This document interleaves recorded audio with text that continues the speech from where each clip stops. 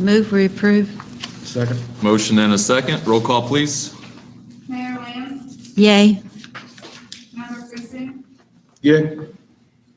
Member Gray, Yes. Chairman Gibbons, Yes. All right, no old business to note from last month, so we're going to move straight into new business staff. So case 5, please. This is DRC Case 5, the Express Auto Station on Reagan Lane, right next to the Walmart, Regions Bank, behind Taco Bell, on the corner of Old Highway. This development is zone C3 interchange commercial and is currently undeveloped. All neighboring properties are also zone C3, and the total size of the lot is about 0.81 acres. I think next slide, we'll have the street view. The above picture is coming from Walmart. The bottom picture is coming from Lee Highway between the gas station and Taco Bell. This is the site plan. I'm going to illustrate for you where the buildings are. This is actually the landscape plan. This is building 2, this is building 1. Up here is where the actual oil change is going to happen. Back here, it's more tire changes and less instant services. The design, as you see here, this is the building 1 front elevation at the top, as seen from looking from the Walmart side.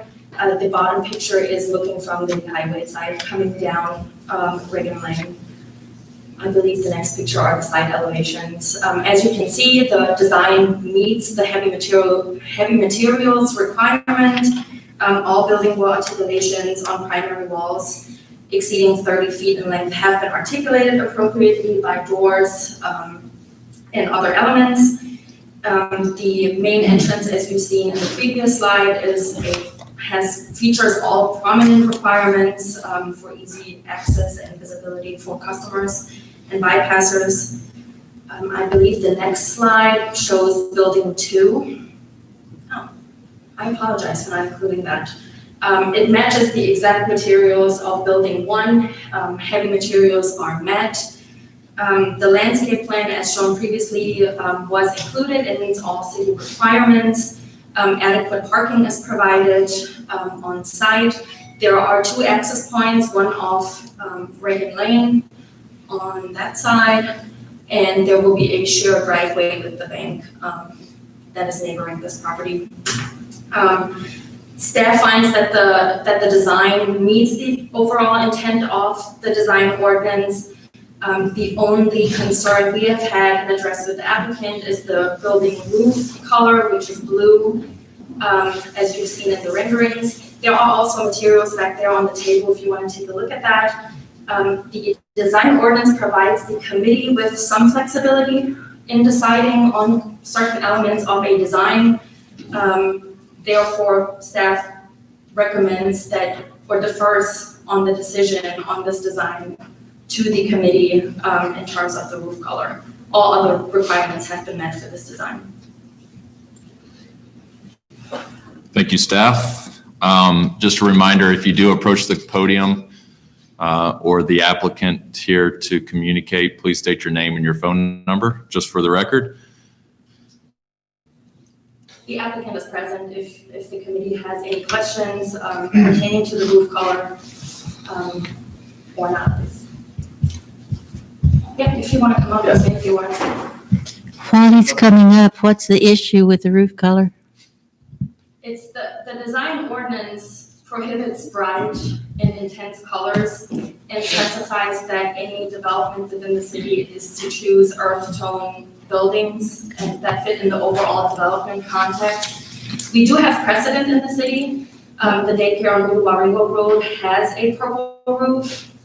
I want to mention that. But ultimately, this is a decision the committee should make if you guys are fine with the roof in this location. The mic is up here.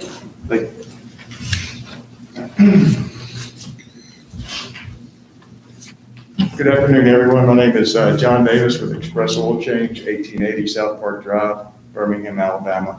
Thank you y'all for allowing me to speak, and we're very excited about this project. We feel like we're going to be very successful here. And I wanted to kind of address the blue roof. First and foremost, the blue is our branding. That's kind of a big deal for us because that's what we're trying to create from a branding image standpoint. The other thing is there are a few other express oil changes out there without blue roofs, but all the ones around the Chattanooga area, I believe, have blue roofs. And secondly, I believe in the development it's in, there is blue in that development, Walmart development. And also, it would be very difficult to see this building from the two main streets. So you can see it within the Walmart development really well, but on the high traffic areas and the streets, it may be difficult to see. So, thank you. If you guys have any questions on the building, please let me know.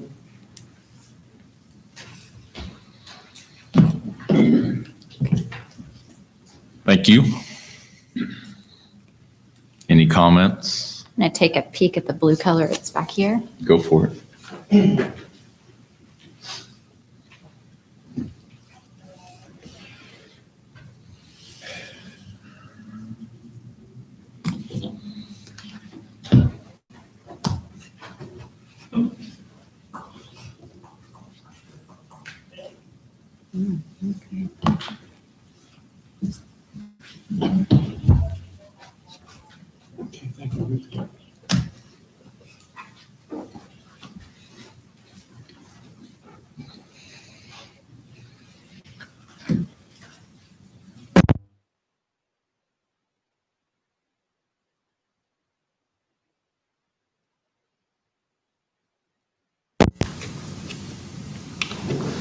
And maybe just of note, it looks like we're taking, maybe this is a question for the applicant, but the color tone is going all the way up to the roof, and it's just the roof that's blue, is that correct? It's just the roof that's blue. Okay, so just from other locations, I know that some of the brick that they've used in other locations is blue as well. So I'd like to just make a note of some compromise on their typical design layout, just as a consideration here as well. And also noting the way the blue is showing on the screen versus the actual blue. It's not that bright. it's not nearly as bright as what's shown, which screens are not accurate. And we did allow blue shutters on the dental office at one time. That's correct. On Ole Aspen. Highway. Yep.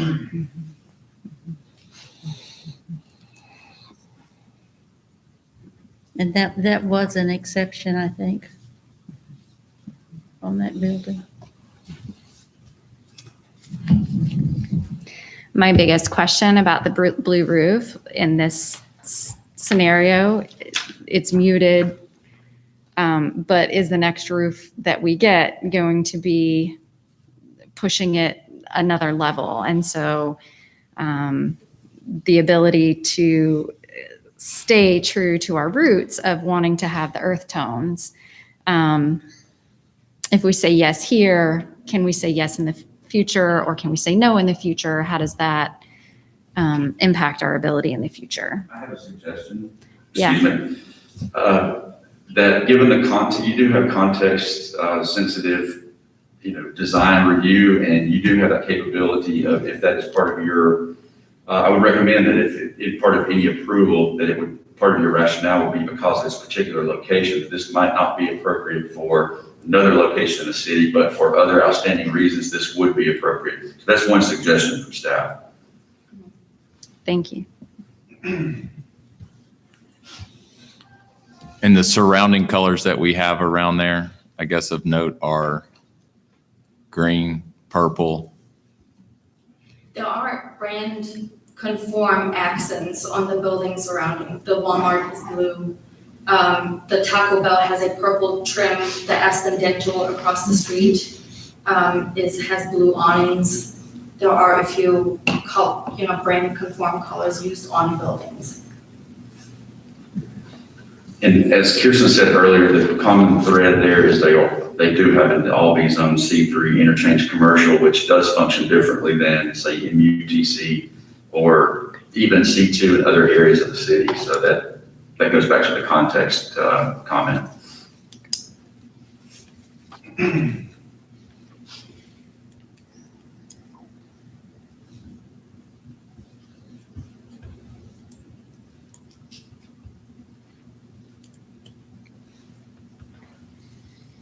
I move we accept it. Um, We have a motion. I'll second. And then I'm going to ask Mr. Friesen if help me on protocol here. I would like to add some Please conditions do. to the motion. So Please how do we do that? Okay. Whatever you say, Ruthie. I would like to add that because it is C3 commercial, that it's matching other businesses in the area and the limited view from the main roads, that we would allow it in this case. Yes, add that. Okay. Any other comments or questions? Roll call, please. Mayor Lamb, Yay. Member Friesen, Yes, Member Gray, Yes. Chairman Givens, Yes. Okay, moving on to case number 6, life storage. This is our sixth design review case for the year. The life storage facility off of Appleton Pike, tucked between the village, the apartment complex, and Paladin Industrial Complex. This case was originally heard in January 2019 with a different design. Since then, there have been some changes made to the site design, which required a different design of the building. The facility is housed on a 4.37 acres large lot, C2 shopping center commercially zoned, with adjacent properties being R3 industrial, and as you can see, the county to the south. The site constraints, as I've mentioned just now, have caused the developers to reconsider the design. The building will now be a 2-story building. If you want to go ahead to the second slide. This is actually the view on Meridian Drive, looking south with the apartments to your right. The next slide shows the site plan. As you may notice, there are vegetative buffers indicated towards the undeveloped north of the property. And towards the industrial side, there will also be, which Kelly just indicated, a 30 feet riparian buffer. There is a creek right there that is to be crossed to get to the site. The next slide shows the front elevation and the north elevation, which you will see coming up Meridian Drive from Appleton Pike. We've approached this design similarly to the case last month, where the main customer entrance and visible sight from the street meets all requirements, but allows those sites not visible for bypassers to some more flexibility in material uses to avoid cost prohibitiveness of this project. What you see here is a brick front with a prominent entrance, which meets all requirements as in the ordinance.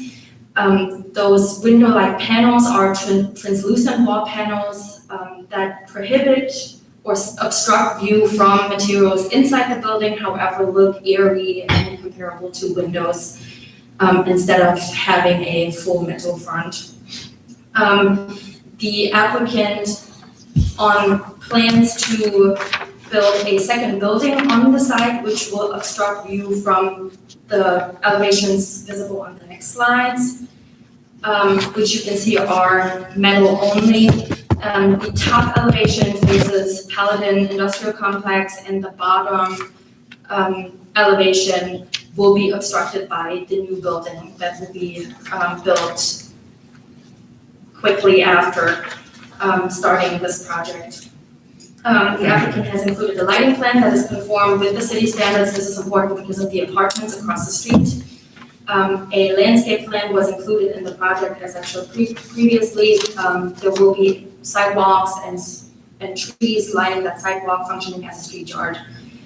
Staff finds that the proposed design meets the intent of the commercial multifamily residential design standards and therefore recommends its approval. Thank you, staff. So I just got a question. I'm having a memory. Have we discussed this property previously in a totally different layout? So Yes. this is going to supersede? Yes, so there was a previous design which was approved in January of 2019. Thank you. Due to site constraints, this is a redo. So the Got it. previously approved design is no longer planned for. This is Perfect. what the other. So the actions taken tonight will amend that approval. This is a complete redo, yes. All right. So there's nothing hanging on to that. This is a total new submittal. Okay. Thank you. So do I understand that these are going to be built behind this? Well, behind, I don't know that that's the Is the correct metal term. part going to be built behind this group, this one? No, what you're holding in your hand right now, the top elevation is the side that faces the existing Paladin, I apologize, complex, which will not be visible for the public. There will be a vegetative buffer. There are some loading zones right there for actual customers, but no bypassers of the property or nearby residents will view this side.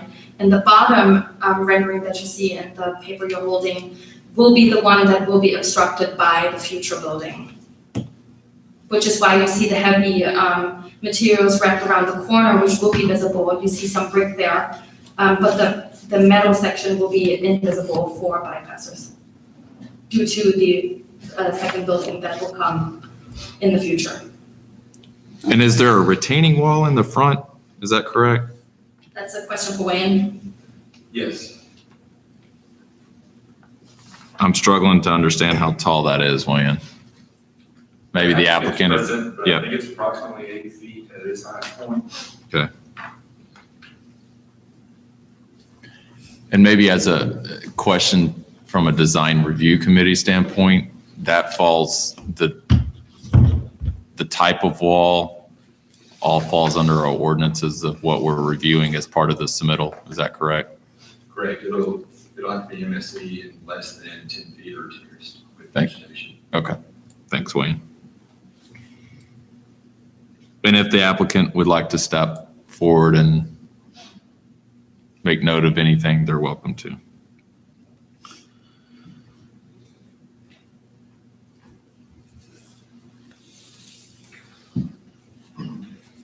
Good evening. My name is Joseph Parks with March Adams Engineering on behalf of the applicant.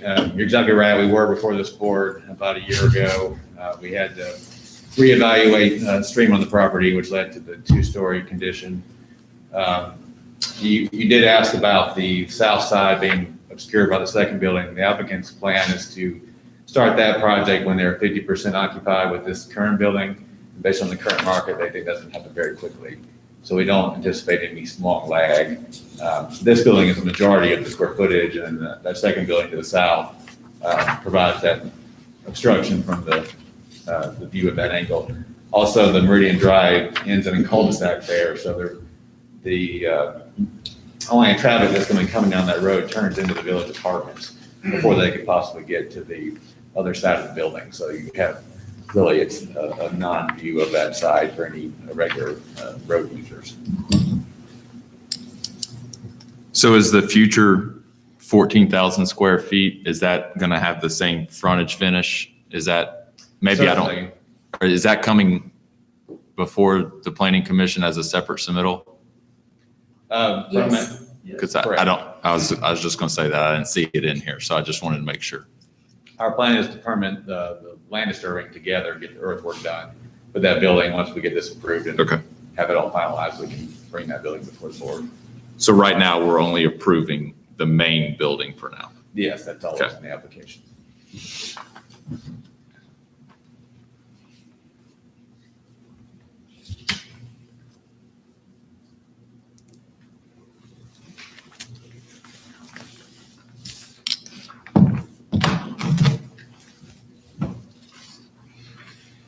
Any other questions or comments?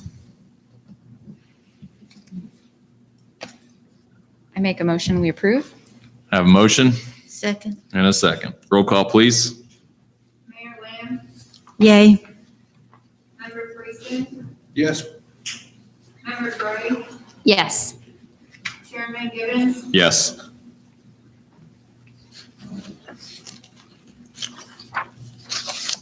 Any other business from staff to close out the design review? No. I motion we adjourn. Second. Motion and a second. We're adjourned. Thank you.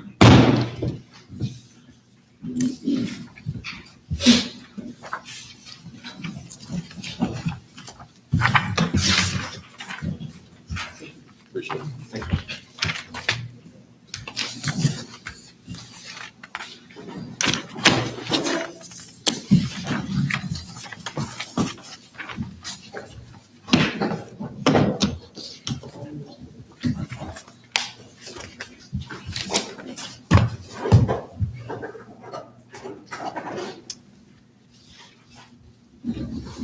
Okay, are we ready?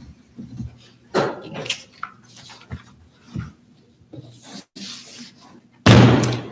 I'm calling to order the Planning Commission this evening. And we will start with a roll call, please. Mayor Lamb, Here. Commissioner White, Member Friesen, Here. Member Lehman, Here. Member Moody, Here. Vice Chairman Gibbons, Here. Chairwoman Gray, Here. And we have minutes in front of us. Guys have any comments, or I'm ready to entertain a motion on those? Move to approve. A second. Roll call, please. Mayor Lamb, Yay. Member Friesen, Yes. Member Lehman, Yes. Member Moody, Yes. Vice Chairman Gibbons, Yes. Chairwoman Gray, Yes.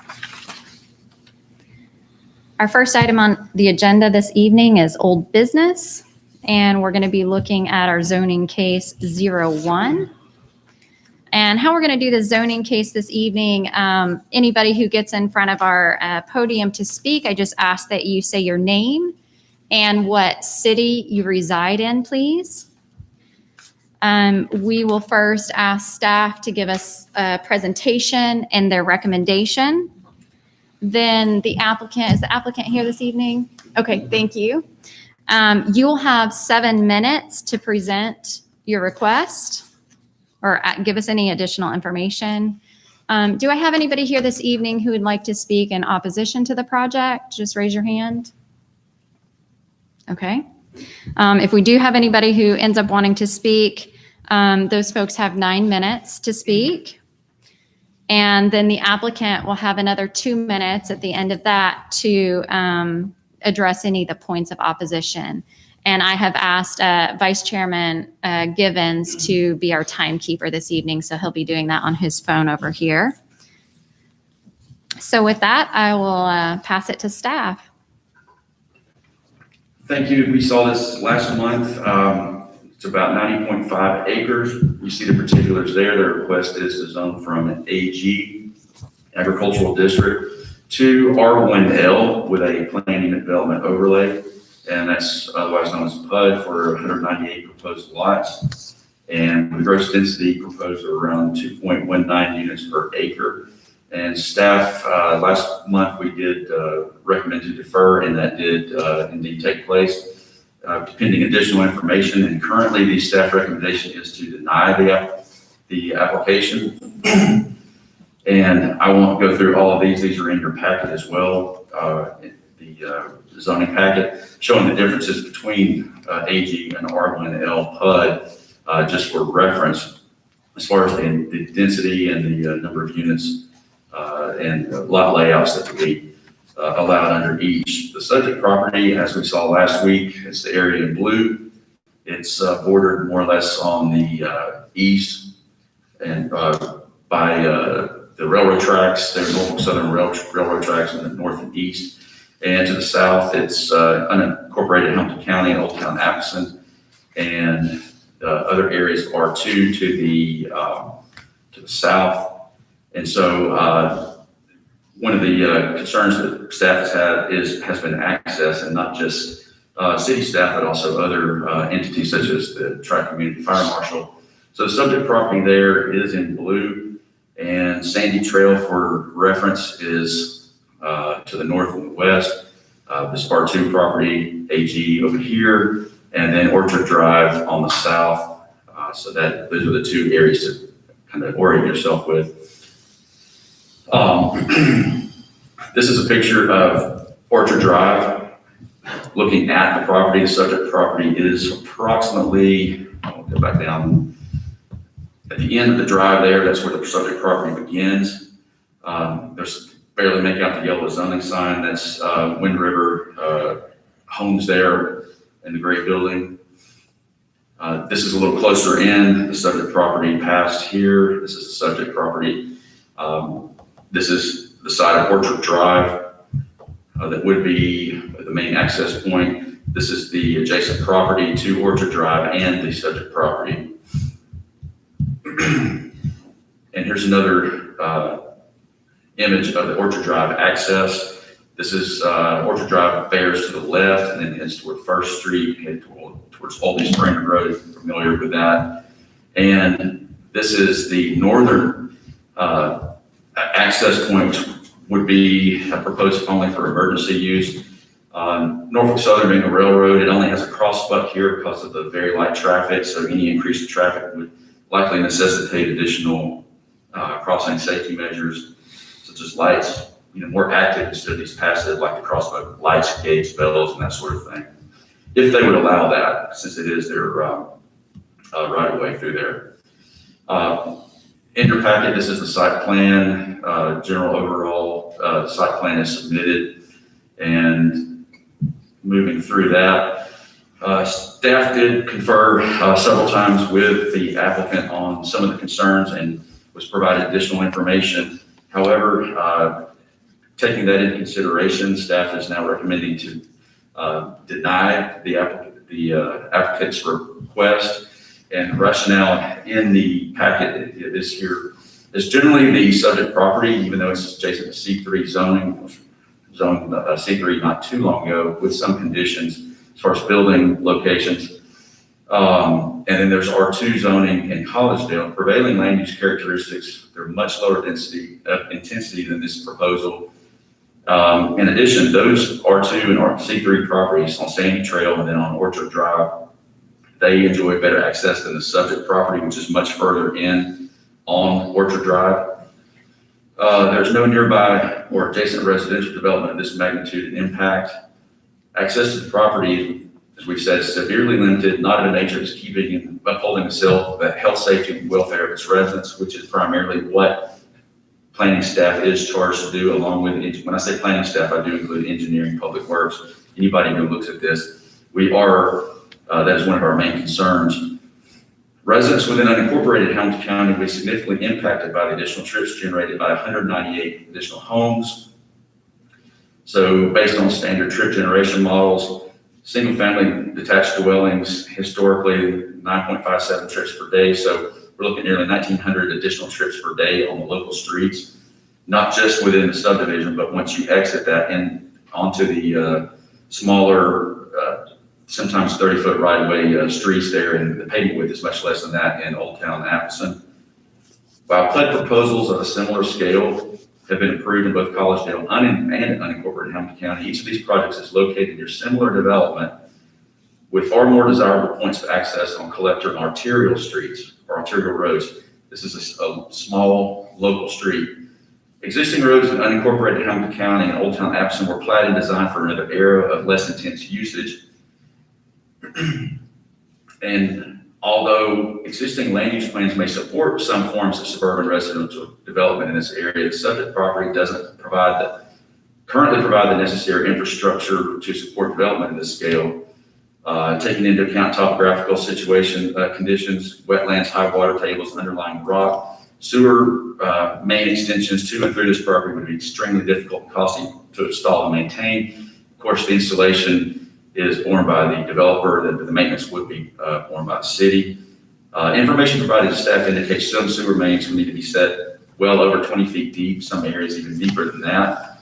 So cost factors aside, assuming that sewer mains are extended through the property at such depths, it would be an ongoing maintenance concern for the city staff. And sewer access must be assured by the developer since PUD developments are required by the ordinance to utilize the sanitary sewer system. Therefore, any approval will be predicated on feasible and adequate sewer access. We do not feel this proposal currently demonstrates this. And the PUD as proposed does not provide any substantive benefit, meaning what does the PUD provide? It provides flexibility in lots and additional density, but staff notes that the proposal does depict walking trails and open space amenities. But the layout and design of the project doesn't offer a large range of housing lots other than the use of much smaller lots typically allowed under zoning regulations. And that other than reduced lot sizes, the proposed development appears to be a standard subdivision layout that doesn't attempt to take advantage of the ability to cluster residences in particular areas while preserving useful open space. And this is from the ordinance by using new techniques and technology. So sewer access must be assured by the developer since PUD developments are required to utilize sanitary sewer system.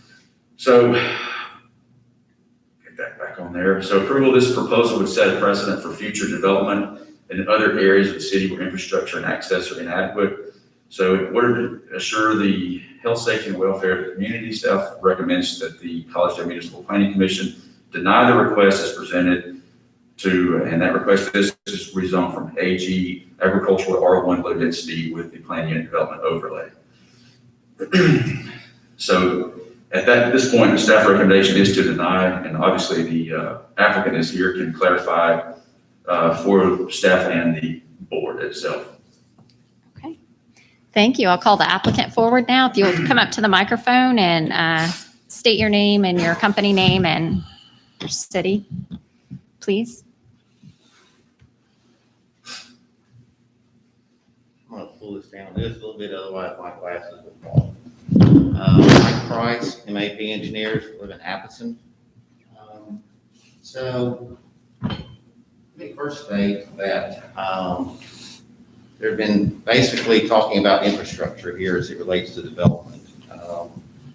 So my understanding is, in following the Collegedale guidelines for PUDs, sewers are not mentioned in here as a requirement for your approval.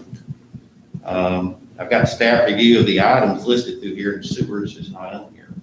So we were asked to provide a sewer drawing to weigh in, which we did, and it was a first blush attempt. By no means was that intended to be the final, and was never indicated or told that I needed to provide additional information to try to work through a final design at this point. What we were told was, can you give us some drawings, give us some indication, so we can start thinking about it?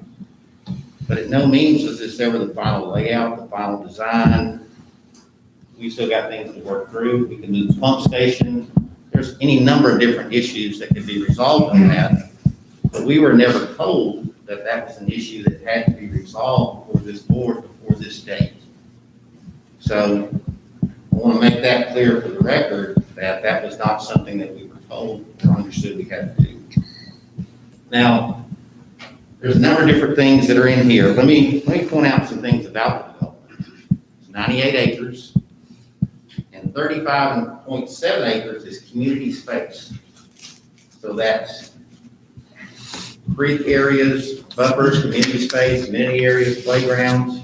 So almost 40% of this development is community space, which I think is a positive. We committed on the plans, and it was not noted in this report, but there's over 3,000 feet of walking trails, plus over 15,000 feet of sidewalks in this development.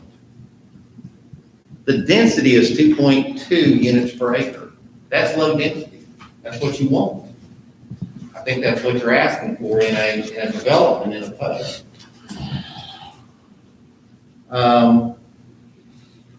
As it relates to access, let's deal with that for a second.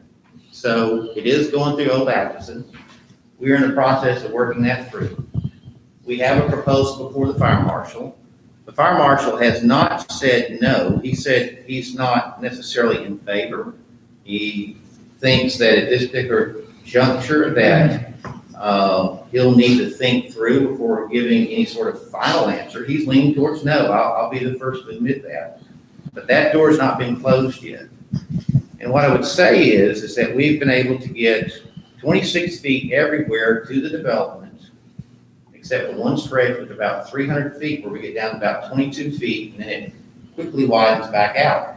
Now, let me explain where 26 feet comes from. 26 feet from a fire marshal is so that they can park a fire truck, their outriggers to support the truck in case they have to put the ladder truck up and put a hose to be able to fight the fire, and a vehicle pass by. The 22 feet, so unless the fire truck is going to park in the curve by the tiny homes development, Wind River, and fight a fire there and fight a fire in the development, the 22 feet in that requirement really doesn't impact us. The point is we can get at least 22 feet of access to the development and 26 feet overall by the vast majority of it.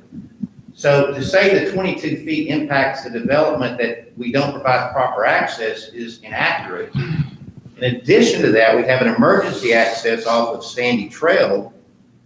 And thirdly, now it's a pig trail, and I'll admit it, there's a 10-foot access that comes down Orchard. So you actually have 3 access points into this development. Normally you have 2, but we have 3. And so the question came up about providing proper access. So I did this. I drove it at the speed limit, 30 miles an hour. And if I had to go under the bridge at East Brainerd Road to get back to the development from the new EMS facility being built, it was 2 minutes, 12 seconds to get to the development. It's closer from the fire department.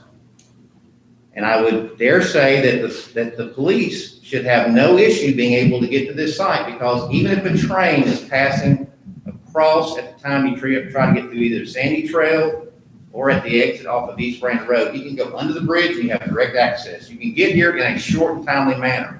Health and safety is not the issue as it relates to being able to serve the residents and the city of Collegedale to provide the services. So those statements are not congruent with what we see. I would also point out that I know Old Appleton was developed years ago in a different era. No argument there. But here's what I would tell you, is that a 2-lane rural road can handle 4,600 cars per day. Now, we don't have 4,600 cars per day. I doubt if we got 46 cars per day on that road now. Staff, and I agree with their numbers or have no argument with their numbers, would present somewhere around 2,000. You're still half the capacity of what that road can handle. So the road access, especially when we do the widening that we're proposing to do, will absolutely handle the traffic that's coming through here. So let's talk about the plan itself. So staff's recommendation says the planned unit development, hereafter referred as PUD, to provide a planned, orderly, and efficient improvement of large, unique, or strategically situated land holdings while protecting the natural open space, ecological, topographical, geographical, and historical features that exist. We're doing that. You have 30 seconds left. Okay. Thank you. And given that we have 2 different types of family homes, we have a 0 lot line and we have single family homes that are presented in this. And the staff made the recommendation off of a plan that had been submitted earlier today. Their numbers are not correct. There's actually 215 homes in the development, not 198. So I'm not certain how staff is has come up with this. We were submitting plans as we were going along. We didn't have a particular date. We were never told a date to have things in file, but we were trying to keep staff updated as it related to the plans. So the actual number is 215 on that. It's even So, worse than I guess if no one else has opposition, I'd like to finish out my 2 minutes if I could with the rest, if nobody else is going to speak in opposition. If you're done now, I'd like to go ahead and open the floor for other speakers for 9 minutes. And if nobody else wants to come back, then we'll come back to you for 2 minutes. If anybody else in the audience would like to come speak to the case at hand, again, we invite you to come to the microphone and state your name and your city of residence. And I think we need to be clear that while we're asking for opposition, I think we need to give equal favor to those that are interested Yes, in if favor anybody of else it. would like to. So yes. not only are we going to offer time to those in oppositions, but we're also going to give time for those that. Thank you.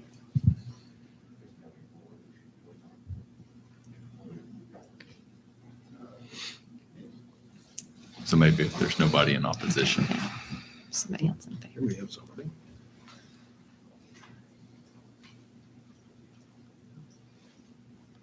My name is Caleb Knowles. I live in Cleveland, but I'm the owner, one of the owners of Wood River Tiny Homes right there.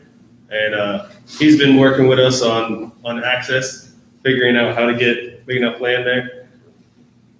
I like to say we're not opposed and we're not pushing for this thing. I love seeing the field next to us, but something's going to happen there eventually. And we're not opposed to it. And he's talking to us and we're listening. So as somebody who's kind of involved, the feeling we're getting from people on our street is, mixed. But as of us, and we're kind of the key to the access, I feel like a little bit. But we're not opposed. So. Thank you.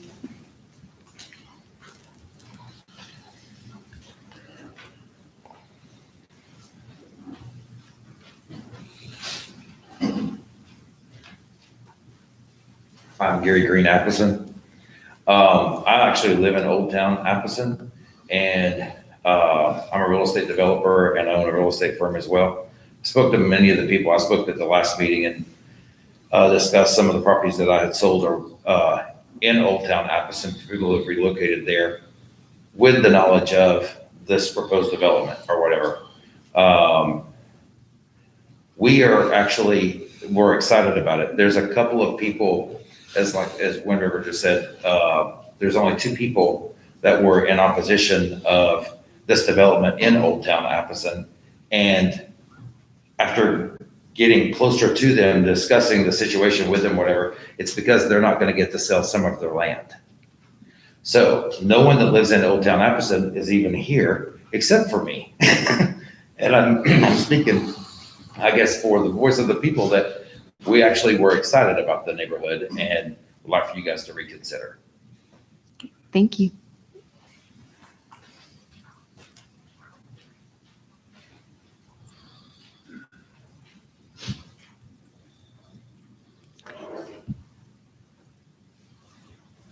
Okay, 2 more minutes.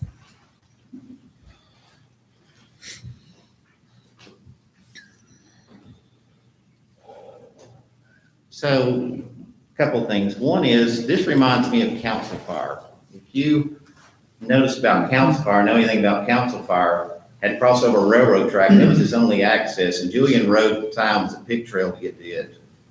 And it's a highly successful subdivision, and it only had one access point at the time. So what we've got here are 3. We've got 40%, which is open space. We have low density. The staff states that we don't have walking trail, and yet there's over 3,000 feet that's on the plan that's stated to have 15,000 feet of sidewalk. We do have amenity areas. These are $350,000 homes and up. We do have 2 types of housing.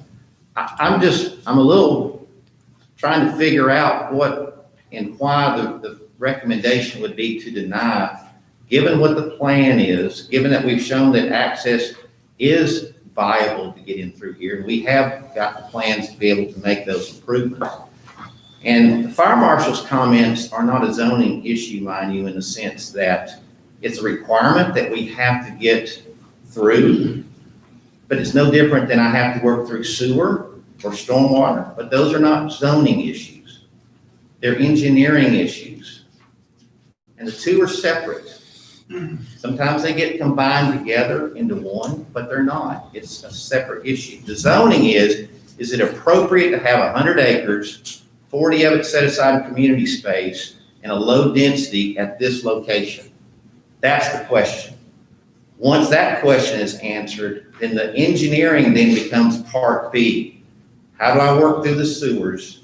How do I work through the access with the different departments? Two totally different things. And I do think that with what we're proposing, this is a quality development that would be something Collegedale would be proud to want to see in their community. So if there's any questions, I'll be happy to answer. Mayor Lamb? I'd like to know why you chose PUD versus just the regular R1. So what we were looking at is we had some smaller lot sizes. So for instance, if you would go to the landscape plan, the one that's the one in color.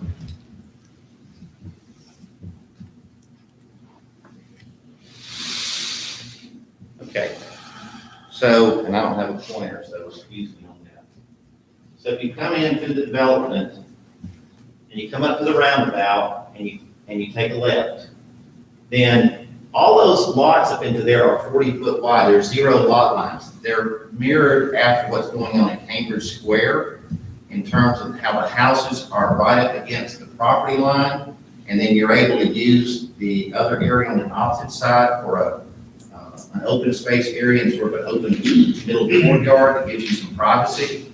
So that's what all of that is for. You don't have 40 foot lots that we can do in your current zoning unless we work for a PUD for that particular area.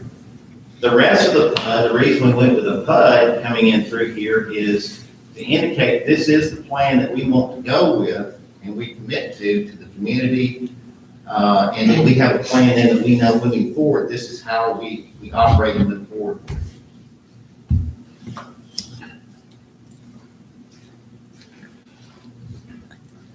I went over after our meeting last month and drove the roads and looked at that.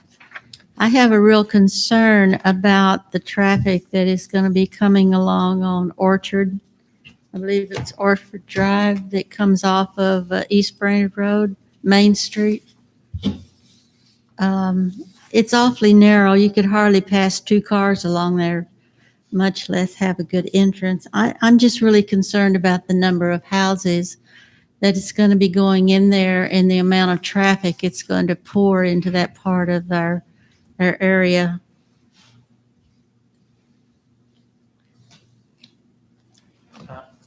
It may be for staff, and I'll make a comment too, and Mayor Lamb sort of said, because an R1 zoning is a little different conversation, because I think from a zoning perspective, you could make some sense out of an R1. It's going to be residential development. And my only comment relative to plan unit development is you do engineering as part of a plan unit development. That's why it's planned that way. And so I think an R1 is a little different conversation. The PUD with some higher density.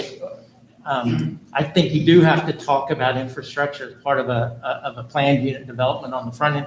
And so I guess my question to Wayne is where is the closest sanitary sewer? And would this have to be pumped, or can this be? So I'm just curious because I don't know in that area. Closest sewer is on Sandy Trail. Okay. I have a pump station crossing the road right away to discharge into the Sandy Trail line that then runs behind Plant 5 back to the city. So from there runs north, I guess, through McKee. Okay. Correct. And then the only other question be, I mean, I think the concern with infrastructure, I mean, I think this is a discussion about infrastructure. And I think from a staff perspective, at least the comment relative to the staff review there are some sanitary sewer, and maybe that can be worked through a design and understanding that wasn't a lot of what was initially submitted, but that is an infrastructure question. I think that has to be talked about with the plan unit development, and then access. I think anytime the fire marshal has issues with access, staff should have issues with access until those can be resolved. But is that, Todd, maybe just a clarification for me is, but as we're talking about zoning, right? It's tied to zoning, or is that part of, I mean, Well, because you can zone something, right? But then it's upon that person to make it work, right? my only concern with the plan unit development is I think that does open up a lot of those discussions because it is planned and it is, Right. there is additional, my personal opinion is there is additional thought relative to that. I agree, if this was A1 to R1, I don't think we'd be having the same discussion. But I mean, when you start talking about PUD overlay and you start increasing densities, I think you do start talking about those other issues relative to plan. That's just my personal comment relative to plan unit developments. An R1 discussion on this, I agree from a zoning perspective, is not a huge issue. So then I guess if we're going to hold somebody to that, is that what we clearly ask in the applications for as a city, that when they've got to come with the sewer plans, do we require all that from a zoning standpoint typically? Not necessarily from zoning, but from a PUD perspective, we asked the question on viability, and we had, it may be submitted an initial sewer plan that was very deep. The applicant and I had one long conversation about it. We wanted to look at some alternative locations. And we were going to have some other conversations. We received the updated plan, I think, last Thursday, towards close of business.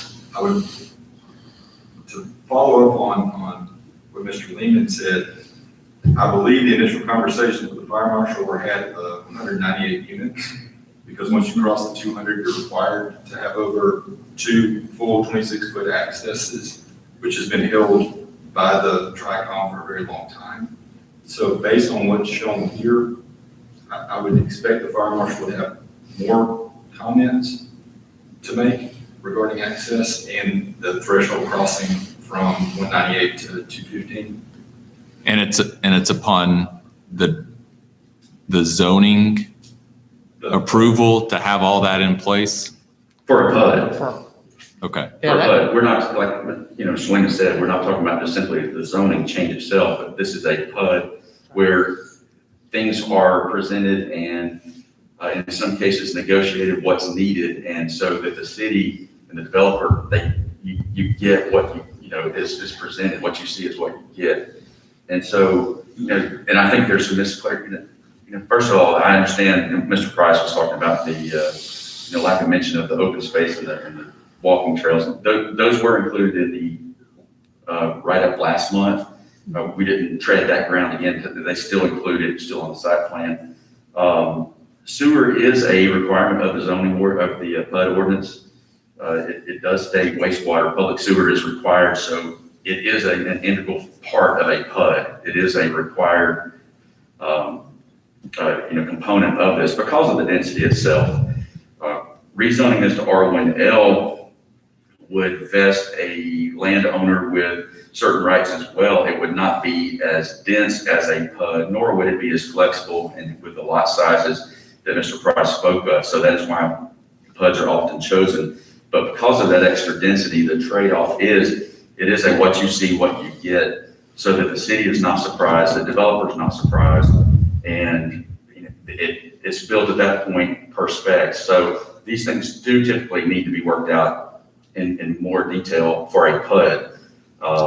So that's why we're having that discussion here. That may have been some of the disconnect, but that's typically the way Hamilton County does it, and Chattanooga and other areas. So we're trying to be consistent with those areas as well. So just to be clear, I wanted, if that was not conveyed in the staff report, that's a little additional consideration.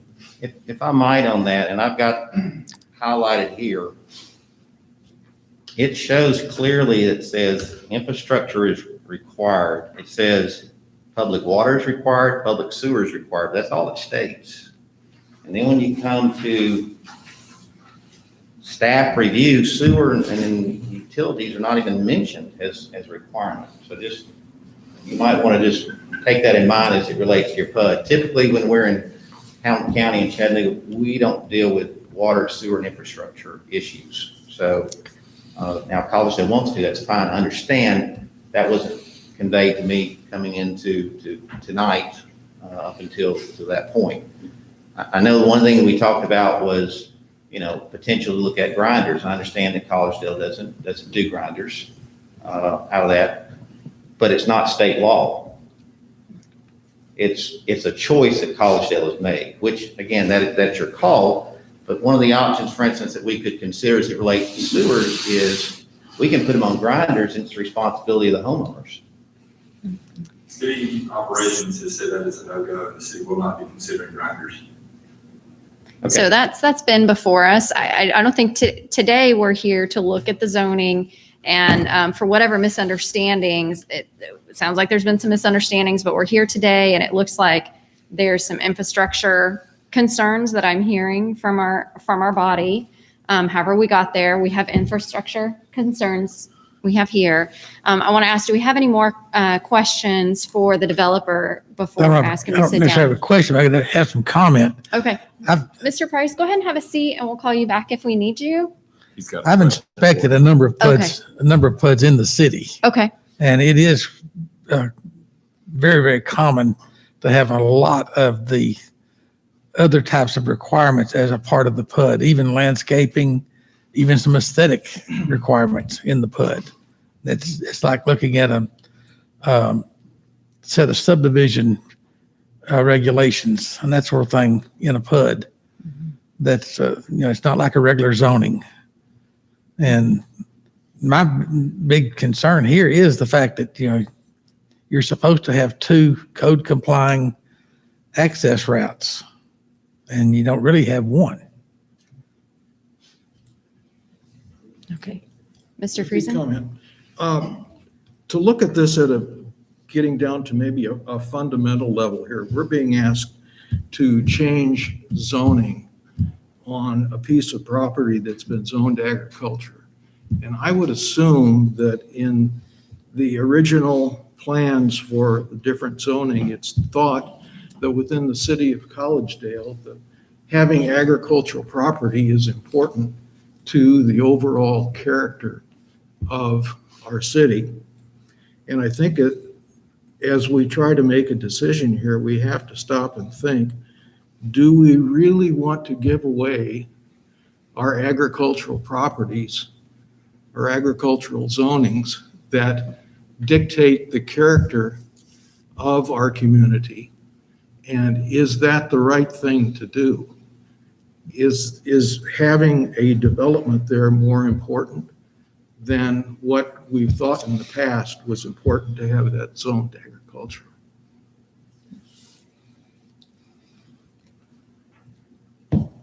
Thank you. That's a very good question, but let me, just for my clarification, I hate to use the word default, but in the absence of any zoning request, isn't most land zoned agriculture until it's changed for any kind of use? I don't know, I'm asking. Not necessarily, because there's already a development pattern largely in place when zoning was really implemented in most areas. So it was adapted to fit what was existing. Now, it is reasonable to look at an agricultural zone as sort of being the default, and then you go with an intensity from there. But that's where I would limit it. So it's just really on the far end of the spectrum of intensity of uses, not necessarily the default, but I can see how it's reasonable to see it that way because it's often looks that way and is used that way. Because it's got to be something, correct? Right, every piece of property has to be zoned something, and this is agricultural, which does allow residential development. A subdivision could be placed on this property as it is as a agriculturally zoned. Now, it would not be at the density of an R1L PUD, but a subdivision could be placed on this property, so that so it wouldn't necessarily remain agricultural because that zone does allow other uses, like I said, including residential. I was just curious. Thank you. Okay. Mr. Lehman? Can I ask a couple questions? Does this PUD plan have 198 buildable lots or 215? And I guess that's a question because the staff report has 198, and I think Mr. Price says 215. And my only, and I guess my question relative to that is a twofold, and let me give you these questions too.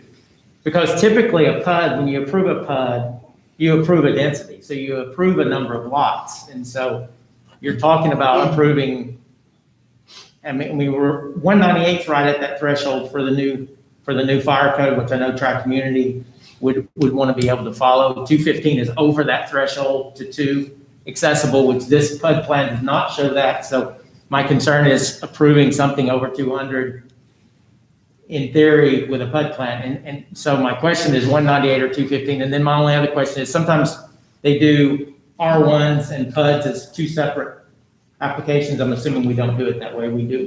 This is one application for an R1 PUD, correct? It's not a vote for, does it make sense for R1 and then a vote for a PUD? Right, you have the option when you apply for a rezoning to rezone the base zone, and then the PUD is applied for at the same time. So yeah, it does come in, that's what you're applying for on the front end. I will be honest, 215, that is not a number that staff has discussed. We've been discussing 198. Does it not say on there? Does it say on there how many lots it is? I mean, I'm just questioning. Okay. The plan was updated Thursday at close of business, and it appears that that's when the density increased from 198 to 250. So does it, as a city, it sounds like we also need to work out some of the situations that are before us in this submittal.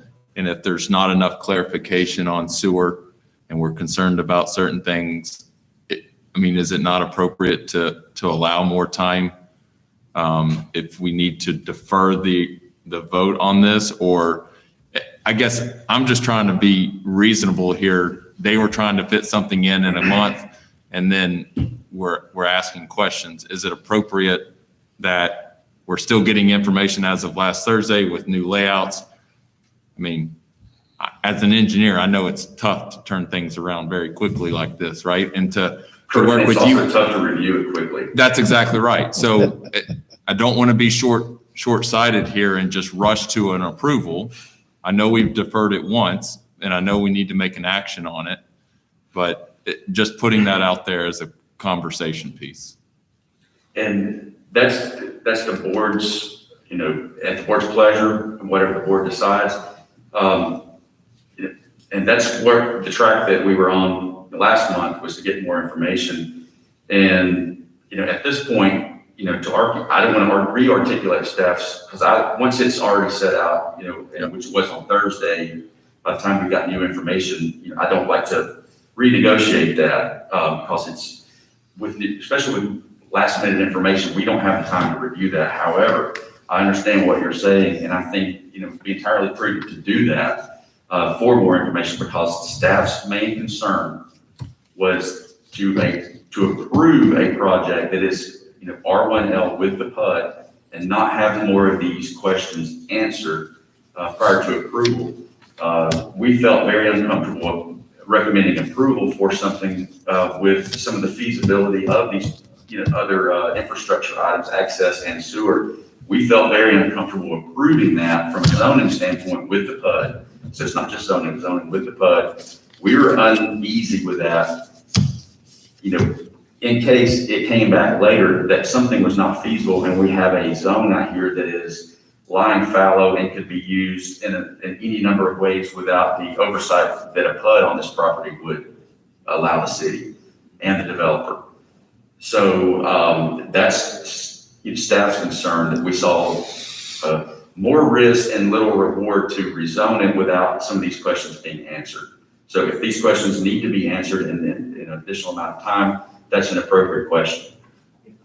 One thing I would caution with the current layout of over 200 lots in the prior secondary access, the most obvious location would be on Sandy Trail, which would require railroad approval.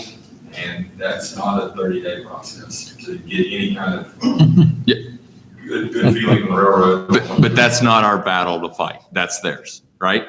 Right. Right. I just, whatever action. No, I completely, The applicant has a comment. I just wanted to caution whatever road we go down that timeline would exist. Yeah, and I fully believe that it's the applicant's responsibility to deal with the fire marshals, to get the access that they need, that everybody's okay with, and or getting exemptions, whatever those may be, that's upon them. right? And I think if we've got sewer issues, we've got to work through those. And if we need more information on the depth, the layouts, the length of force mains, whatever is going to be planned, I think we got to state that, and we've got to give them time to produce that. And if we can't get it turned around in a month, then we just need to figure out what that means for this body right now to make a decision on what's on the table, because we just deferred it from last month to this month. So either, I don't know, Kelly, what our options are here.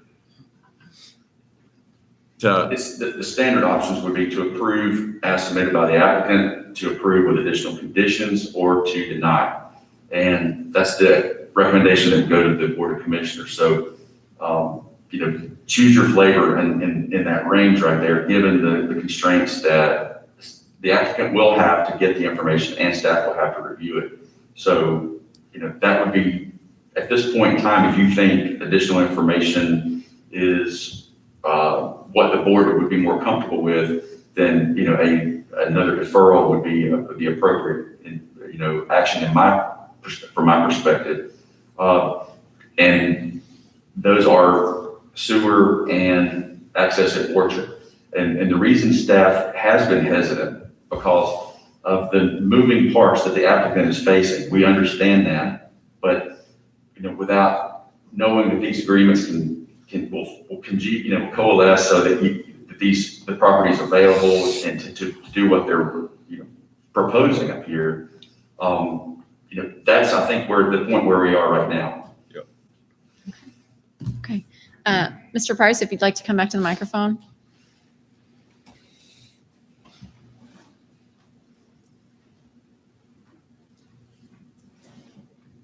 And I appreciate everybody's dialogue in this and trying to work towards a solution. So I guess a question I have from staff is, if access and sewer are addressed, does that change the recommendation of staff? By address, how would you define that? Fire marshal's happy, weigh in, and I come to terms of understanding what the sewer is going to be, and so we are in agreement. So if those two issues, for sake of discussion, were taken off the board and everything else is with what you've seen, does that change staff recommendation, I guess? And here's the reason I ask.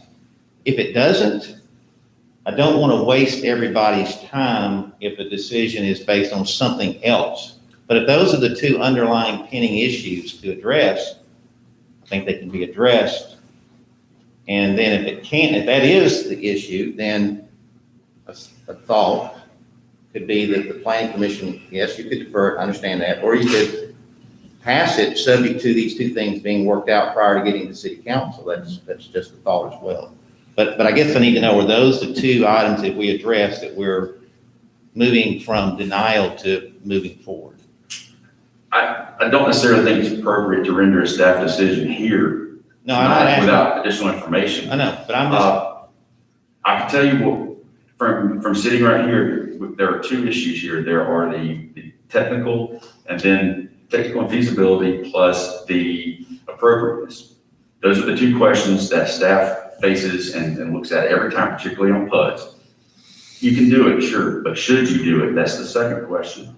And at this point, I think staff would want to have, that comfort level, access is assured, fire marshal's okay, sewer is assured, and that the impacts will be mitigated to the greatest extent possible on the neighboring roads.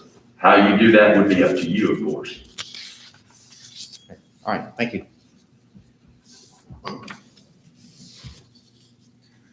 Kelly, did I hear you correct that you would like more information since it was just received and that you all need time to digest and understand? I don't want to speak for, I generally do often speak for staff, but if there's any particular, concern from engineering or from Kirsten's perspective, I'd be glad to listen to that. But I felt like staff did not have the additional information in enough time to have that reflect in the, really it crossed paths. We always send the recommendations out to you all. Yep. Around Thursday. And we greatly appreciate that. And so this crossed, really, I think I sent it out in the evening and this came in at 4:54 Thursday afternoon. I sent it from the house, my house. So that being said, I'm comfortable with additional information if you are, as a board, comfortable with that. And I appreciate what Mr. Price says. I don't want to do this just as an academic exercise. That's right. If it's not going to go anywhere. The fact of the matter is, we have to see and consider more to get to that point. I don't want to lead anybody around. I want to be very forthright with you all. But at this point, I think that is critical to staff's continuing discussions. Because it largely has been that technical concern. And since it's been rightly pointed out, that is a key component of the PUD. Yep, I agree. So at what point does it go then to the commission if we pass it tonight with certain conditions? Will those conditions be met prior to the full commission voting on it?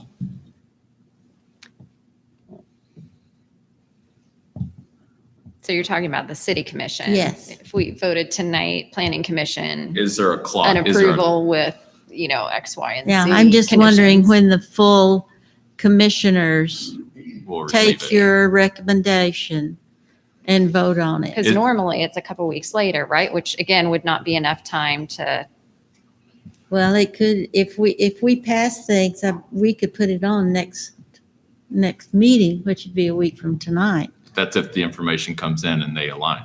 But I'm just wondering, do those conditions have to be met before the full Board of Commissioners, City Commissioners vote on it? Any conditions would be in effect on something that the board would pass. So if the board approved is subject to those conditions, that's when it would be applied to the request, the Board of Commissioners.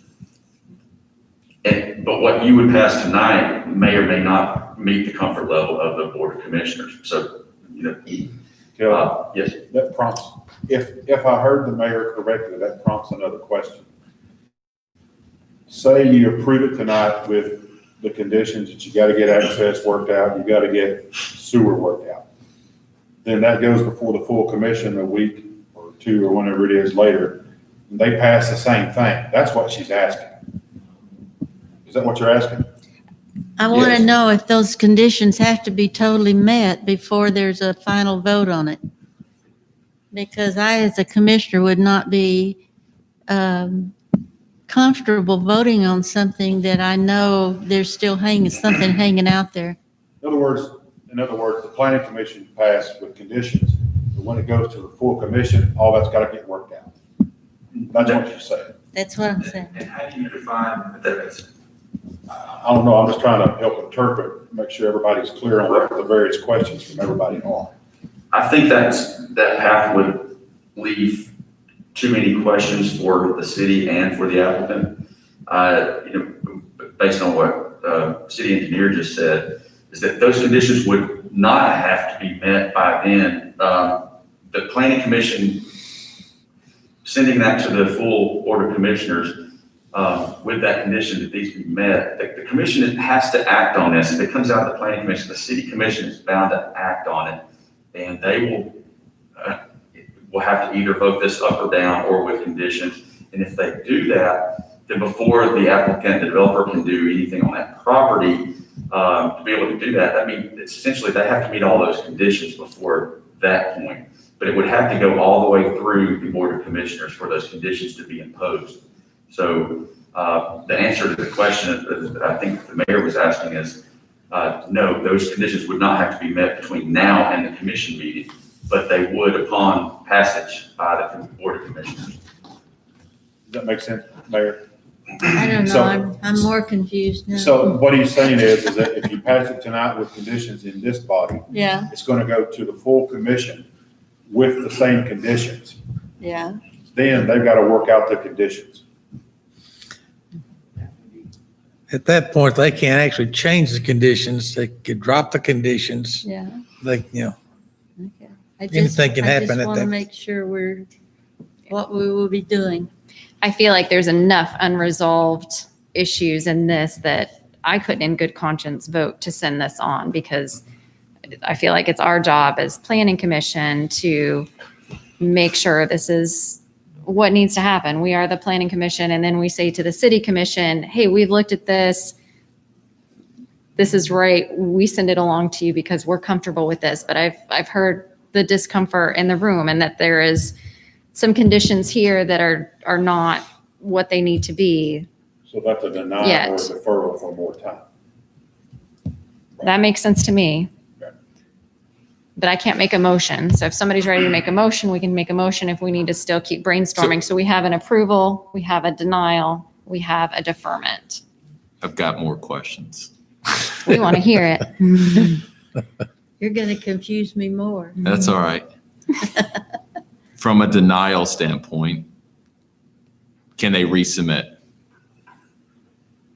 If the denial is upheld by the city commission, they would have a waiting period before they could resubmit. And that is? That is a year. Okay.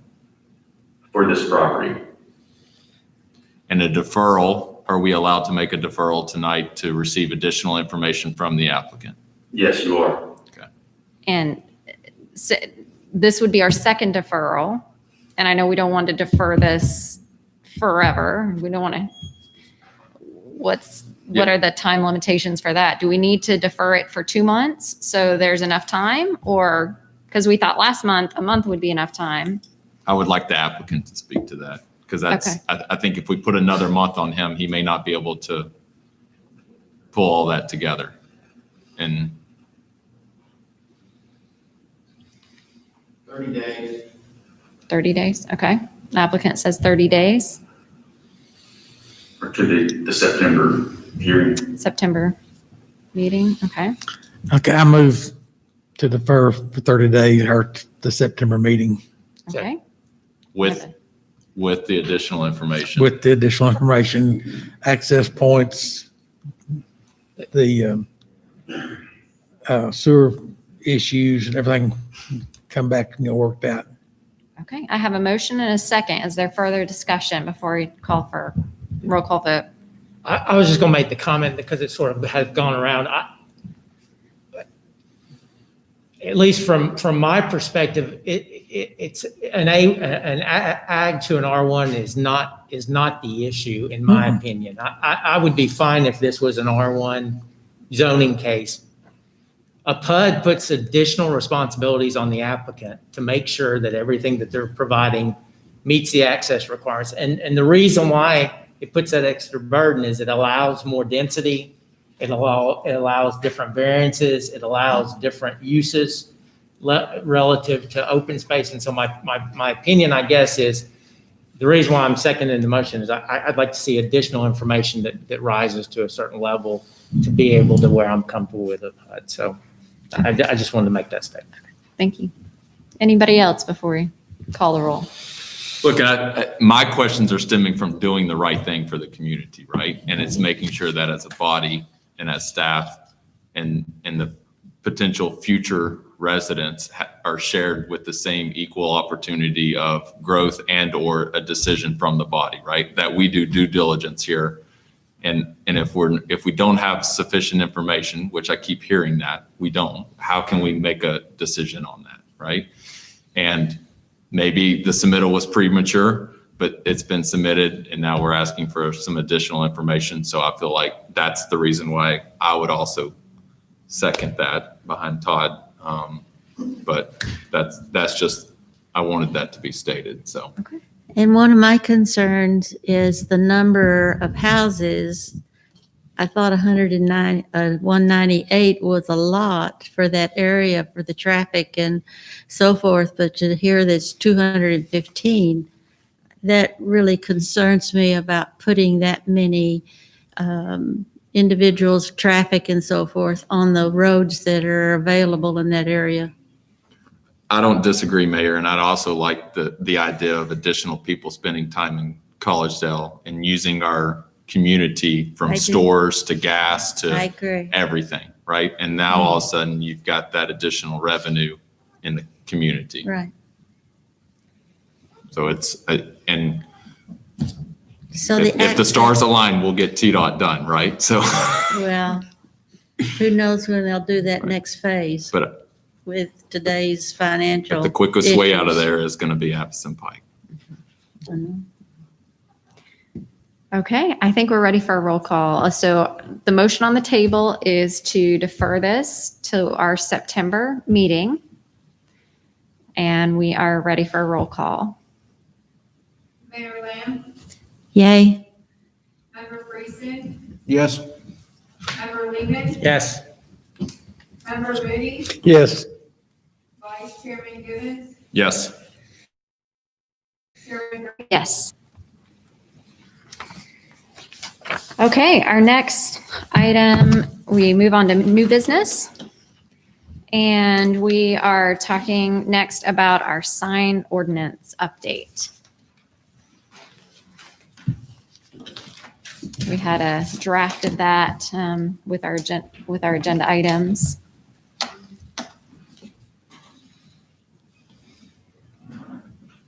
Thank you. We've discussed this over a couple of meetings and used it as part of our training, is that after the Thomas v. Bright decision by the U.S., Sixth Circuit Court of Appeals, it has further clarified that ordinances that make a distinction between the off-premises and on-premises signs are not content neutral.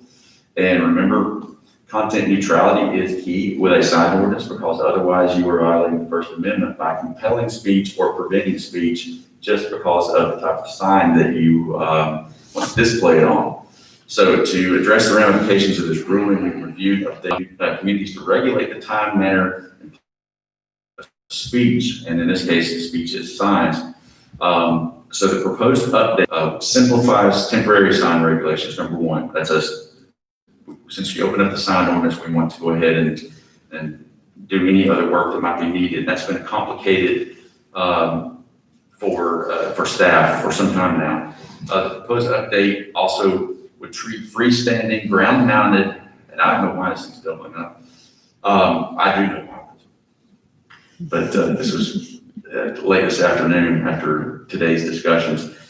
So what it does is it would treat freestanding, ground-mounted signs as an entire class and prescribes the size, appearance, number, and location of such signs with differing standards applying to residential zones versus non-residential districts. So that means we don't say that you can't have an on-premises sign that looks like this, but you can't place that off of your premises, even if you have a lease agreement off your premises. And that's what really came out of the court case. So what that means is we are defining signs as ground-mounted signs with certain standards, certain aesthetic standards, brick, stone, certain size limitations, height, all of that, and the number. So those are freestanding ground-mounted signs no matter where they are located in the city. If you follow me on that, meaning there's not a separate category for, well, this is an on-premises sign and this is an off-premises with different standards, because that's what the court's told us we can do. So what we want to do is make a consolidated sign category of a ground-mounted sign. And we have height limitations on those, which we are keeping what we currently have in place for monument signs and pylon signs, because they were defined already as freestanding ground-mounted signs. So anyone who wants to put one up may do that if it meets the standards. And the standards are outlined in the ordinance. We just simply don't say you can't put it off of your property. As long as you have permission, you're welcome to put it off your property, but it must look like that. So an on-premises and off-premises sign are held to the same design standards, regardless of where they're located in the city, as long as they're in one of the two broad categories of non-residential or residential districts. Generally, they're not allowed in residential zones except for subdivision entrances and that sort of thing, and we specify that. So if you're in a non-residential district, you're allowed a permanent freestanding ground-mounted sign that meets those standards, no matter if it's your property or your leased property. I want to bring up another point, that any pre-existing billboards in the city, I think I counted 10 or maybe it was 11, one of them's uncertain where it falls, city versus county. So any pre-existing billboards, the ordinance as it now reads would cite TCA 137208, which basically says how things are grandfathered, how they can be expanded, and that state law dictates that. So we simply say, anything's pre-existing, if it's destroyed by a tornado, it can be replaced the way it was, or to what TCA will allow it to expand to and no more. And it doesn't have to meet the standards that apply currently or going forward to the freestanding ground signs, which obviously are more elaborate, more expensive to build, and that's why you find them in office complexes and retail. Billboards typically would not use that, but if they do decide to place a billboard, a new billboard, it would have to meet those standards. If they have a pre-existing billboard with just poles coming out of the ground at a certain size, they can replace that if it's destroyed, and they can enlarge it, but only up to what Tennessee state law would allow, which would allow some expansion, but not as much as the lack of any kind of regulation. So with that in mind, since the ground mounted signs would adhere to new regulations, really what the courts have left us to regulate and control billboards, and this goes back to time, manner, and place, not the content, because we don't distinguish between them. So in general, freestanding ground mounted signs are prohibited in residential zones. As I said, you're going to find subdivision entrances and that sort of thing. You're not going to find the larger signs that you would find at, if you've seen over Cambridge Square or here at the Commons or, anywhere else along Old Lee Highway. Those would not be allowed, and they're not allowed currently, and that wouldn't change.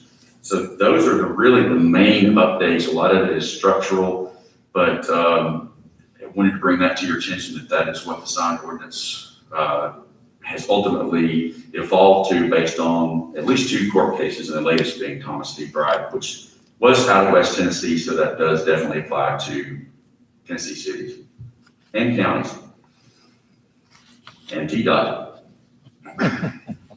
Did the definition of ground mounted signs change? Update? It does, very, very slightly, and I'll read that. Can't cite it exactly yet. I committed it to memory, but it takes a little bit.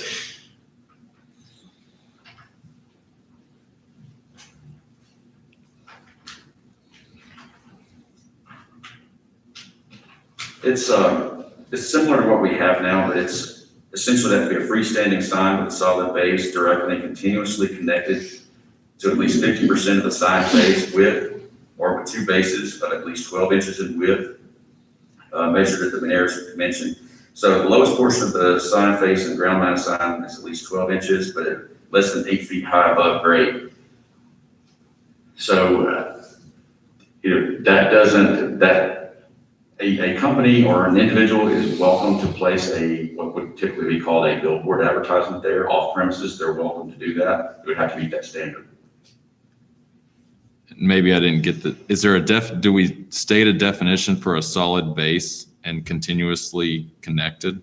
That's further explained in the ordinance when we get into the aesthetics of it, and that would be a masonry base, which would be stone or brick. Okay.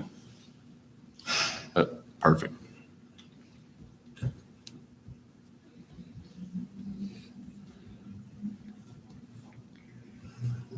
And then what kind of action are you looking for us from us this evening?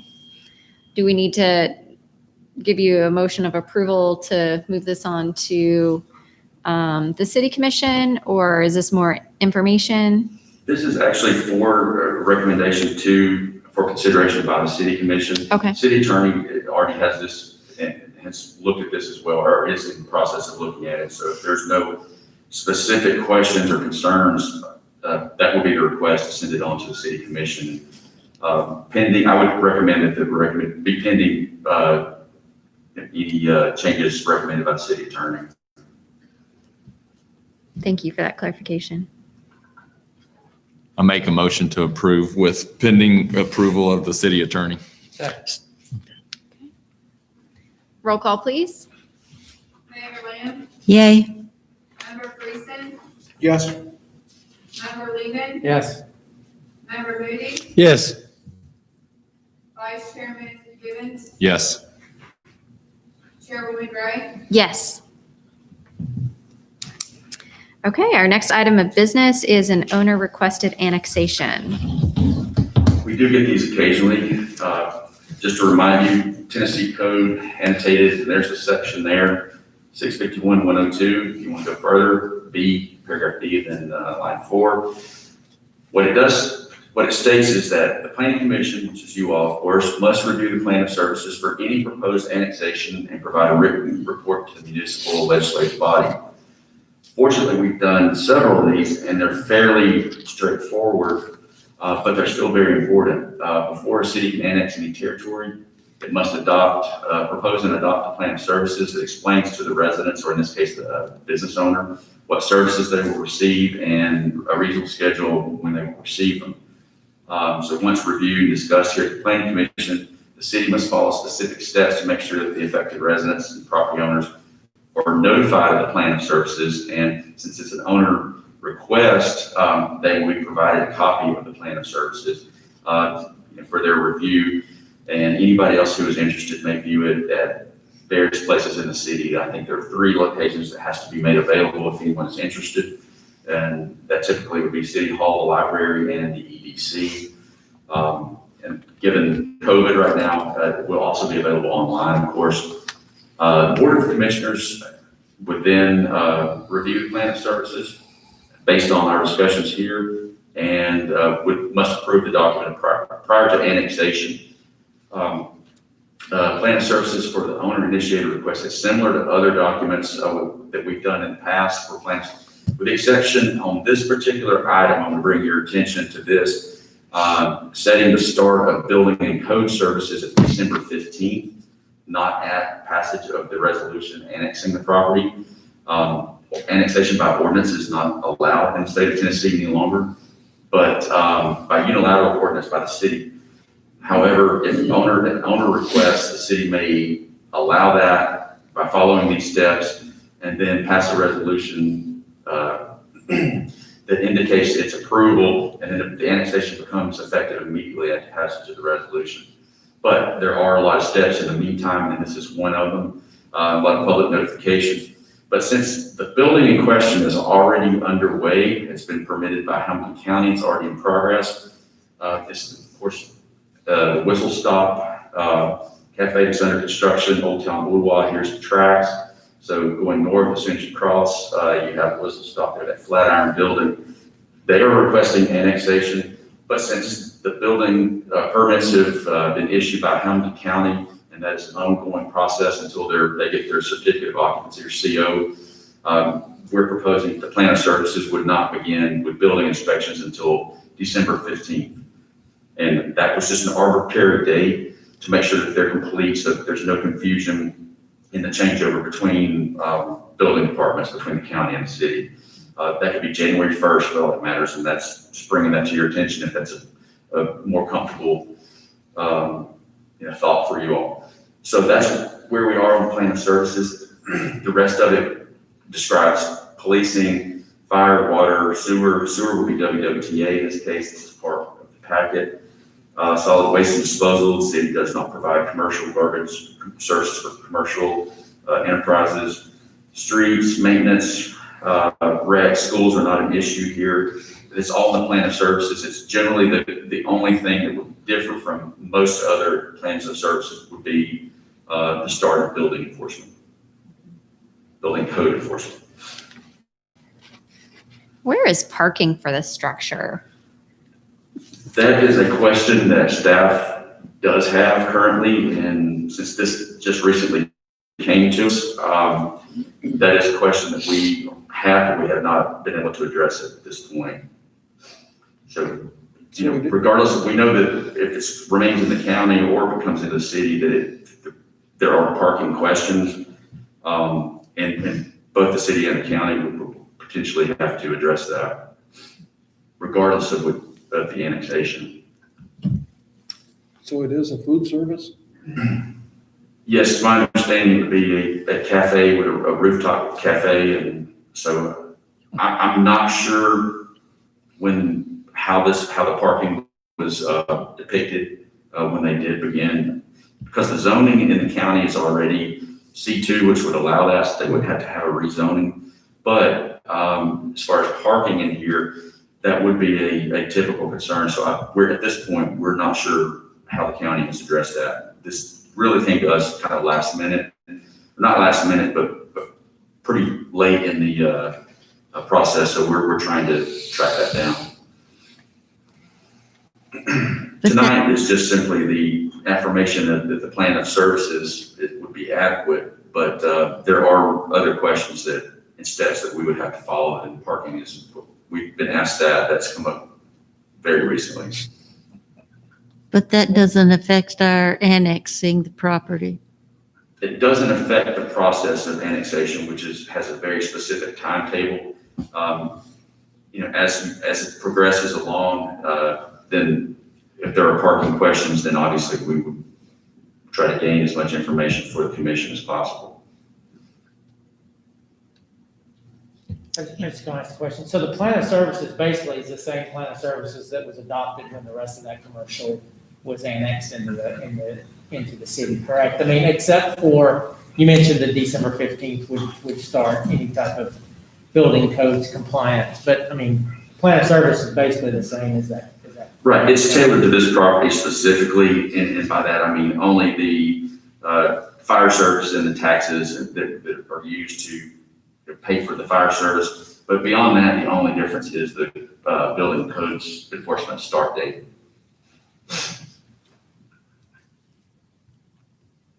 Is there a great difference between the Hamilton County building codes and ours that is going to cause issues? I'll have to let other more knowledgeable folks answer. I think Andrew may have some insight. Yeah, holistically, we're essentially enforcing the same codes. However, my level of comfort would be much greater just to maintain consistency since it was originally permitted through them for them to carry out to completion to the point of issuance of the CO. I think would make most logical sense versus us inspecting and then getting into the semantics of, well, they inspected this at the front end, we inspected this. I think it just makes perfect sense to carry that out to closure before turning it over to the city, or coming into the city, right? Okay. Any further discussion, or is somebody ready to make a motion? I move that we accept their request to grant their request for annexation. And this step would be the affirming that the plan of services would be adequate in the planning commission's estimate as it goes to the full board of commissioners. Yes, you can put that in. And I'll second it. Roll call, please. Mayor Lamb, Yay. Member Friesen, Yay. Member Lehman, Yes. Member Moody, Yes. Vice Chairman Givens, Yes. Chairwoman Gray. Yes. Okay, we're on to other business. We're making it through, y'all. Design Review Commission structure and function. This is just this is a discussion that we've had as staff and occasionally with the mayor just kind of kicking around some ideas on how to improve process and procedure for staff. And as far as getting development projects through the city, through the process. And one of we've actually had two things, and I'll hit on the other one first, but the DRC staff, after looking at ways to improve efficiency, staff is proposing that the Design Review Commission, as allowed under state law, it would become a function of the Planning Commission instead of a separate body. And that staff would review, since staff already reviews landscaping and sign plans, and those are often sort of seen, they're often in a vacuum when there's a design review because they come in separately, but staff reviews those internally. And so staff, we're proposing that the DRC be rolled into the Planning Commission, but the staff can approve design design review submittals unless staff is uncomfortable with a particular design or would like to take it to the full board, which at that point would be the Planning Commission. Or if the applicant is not satisfied with staff's result and review and approval, they could come and it would become essentially an appeals board for their design submittal if they are not satisfied with staff's recommendation or staff's decision. So in that case, the planning commission, as I said, would be allowed, it would become a function of, the design review would become a function of the planning commission if it were needed. What that would do is it would help staff bring in those other design elements that are so often here, which includes landscaping and the signage. And at the same time, it would expedite projects tremendously, because we've had so many projects that we've gone back and forth until we've gotten a very good product that comes here and, it's basically at that point, it's a slam dunk, which is what we want. But that also can cost a developer an additional 30, 45 days. It looks great. We think y'all will like it, but they have to wait another 45 days to come here to get that approval. We're proposing that would be altered so that they would only have to come here if they disagree with staff or the staff was not comfortable with an outright proposal or outright approval of that project. So that's what we talked about as an alternative to expedite the process. Like that gentleman here tonight, I think there were some very good questions that were brought up from staff and from you all. He came here from Birmingham and really for 10 minutes of your time, which I think is important, and we appreciate that input. But so many times, we're happy that by the time it gets here, that generally there's not much to question about it. But at the same time, it's not connected to some of the other things that we review for that same project. And that can become a problem going forward. We've run into that where the design didn't allow this landscape to take place rather than bringing it in kind of holistically all at once. So that's one of our proposals that we would make to you all to make it more efficient for you all and for staff. The other problem that has arisen is that so many times there's a confusion between what the Planning Commission does and what the Design Review Commission does, where people come up and they don't, there's not a zoning issue, but we're reviewing a design here, and then they, have a, in their chance to speak publicly, they're opposed to it, but they don't realize that that's not what we're talking about. It's just merely the design issue, not the zoning issue. That's happened at least 2 times in the last 2 months.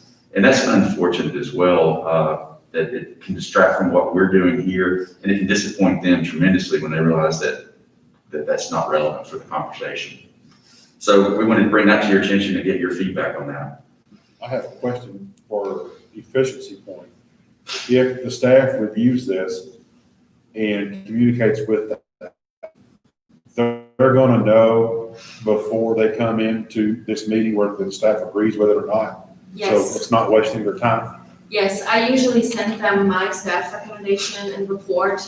There is usually a very, intense back and forth between myself and the architects, including landscape architects, lighting people, to get it all together. And a lot of times I can actually finish this review in a week if they're being responsive, but then I have to hold it another 2 weeks to bring it up here, where else they more than could likely start. the DRC would approve it anyway, but what Exactly. you're saying is they would know your opinion. So when they do come in, the planning commission would have the credible information to hear both sides of it and then make a decision, correct? Mhm. Okay. Right, and it would only really be necessary if they had an issue with staff's final recommendation, or we were uncomfortable with just saying yes on this. Yeah, because what I wouldn't want to have happen is express- they come in here, and hear a no, and then they got another 30 days to appeal. If that's the case, then that's not efficient. But if what you're saying is they're going to know, so both of you can come and, pardon the term, plead their case before the planning commission, then that would make sense. Which is exactly what happens, aside from coming before a board, that's exactly what happens with landscaping and signage. Yes. We go back and forth until there's a resolution. Yeah, as long as there's not a delay in the hearing and then a delay in working it out, that would make sense. So going back, I don't know how many years, maybe a couple, right? We created the zoning committee, the design review committee, and then we held the planning commission separate, right? And then we, I guess, earlier this year or last year, we pulled the zoning committee back into planning Well, just because of the number of the entries, board, or? the Board of Zoning Appeals has always been separate. Yeah. That has always been a Is that separate still saying three-person body. But we kind of flipped, when I first joined Planning Commission did the Planning Commission's business and all the design Yeah, review. I And then agree. design review was spun off. Yep. And design review at some point was the entire Planning Commission, or it's been a separate group. Kelly, correct me if I'm wrong, but I believe it's very important that the Board of Zoning Appeals remain a subset of the Planning Commission. I think that's very important because those cases are few and far between. And not to disparage anybody that served on that board before, but that has to be people that are up on their game, so to speak, because that's a yes or no decision. That's not, correct me if I'm wrong, that's not a debate of, well, I think that, and they appeal, it's yes or no. And so that needs to be an experienced group of people like the Planning Commission that does that. And which Is that correct? That's correct, and it's not, and to make sure for everybody who, may have wondered, nobody is appealing decisions of the Planning Commission through the BZA. You're appealing decisions and policy of the full board of city commissioners, not the Planning Commission. And sometimes that is not always understood, but the BZA would never grant variances to anything the PC does. And that's a key point because it's usually the other way around. You're usually It's the check sending and something balance. on with your approval to the city commission. But in the Board of Zoning Appeals case, it's the exact opposite. The city commission's already ruled. That Board of Zoning Appeals is just saying yes or no on the appeal of what the city commission has already said. Yep. Either actively or passively through existing policy. That's a key point. And the Planning Commission is its own, it can also serve as an appeals board, but that is based on what you have specific purview of, which would be subdivision regulations and application of subdivision regulations, but not zoning, because that, that's a city ordinance, so that's where the difference lies. I mean, I think it makes a lot of sense what you're proposing here, and we've done it that way before, other than staff just making the final decision. I don't know if we move in this direction, if it would be possible for you all just at Planning Commission to say, hey, in the last 30 days, these are the projects, and just put the slides up. We've approved this, this, and this, just as an FYI, because it helps me to know what's happening in the city. I'm going to have no idea until I start seeing something built that, something's happening here, and I feel like, or there, and that helps us stay informed on what's happening, and it is relevant to the other decision and other discussions that we're having. It's a very good idea. So that's part of staff report, and that is a good idea. Yeah, I was planning to still write the staff report, so we have them on file give you guys an analysis of how I came to my decision based on the ordinance. Yeah, that's a good idea. That's closing the loop on the communication. And would that start immediately or in January, or what's your timetable? No, it would be, there's an ordinance change, so it would come here first and then to the Board of Commissioners. So I wanted to at least give you a courtesy rundown and get your feedback on that, and so that can be incorporated in any ordinance that would change that going forward. But I would expect that to be in the next commission meeting, that we bring that in an ordinance form for you all to consider, and then that would go to the Board of Commissioners. And then after that, it would go into effect. So probably it would be October, November. Once an ordinance, we have to have 2 readings. There has to be a public hearing on the second reading, and then it goes into effect 15 days after it's passed the second reading. Okay. Correct. Of the Board of Commissioners. Okay. The agenda wasn't 2 pages, was it? Okay, so that's I do have one. Okay, one more? Quick, this is super quick, and Mr. Price is back with us. That's good because he needs to hear this as well. Because we are staff has found that we're under such a time crunch with getting the business of the 3 boards if necessary, after the back and forth with developers and applicants, that we simply do not feel that we have enough time to devote, number one, to that review, and number two, to forward planning, not just current planning. This is considered current planning, but forward planning with ordinance needs, subdivision regulate. We know we have a laundry list of things we would like to do, but we're on this very quick turnaround. So this doesn't require any, it wouldn't affect the way we do business here, but the city staff is moving to match what the RPA does as far as their timing. And so therefore the deadline currently for business going before you all is close of business the 20th of each month to be heard on the very following Planning Commission agenda.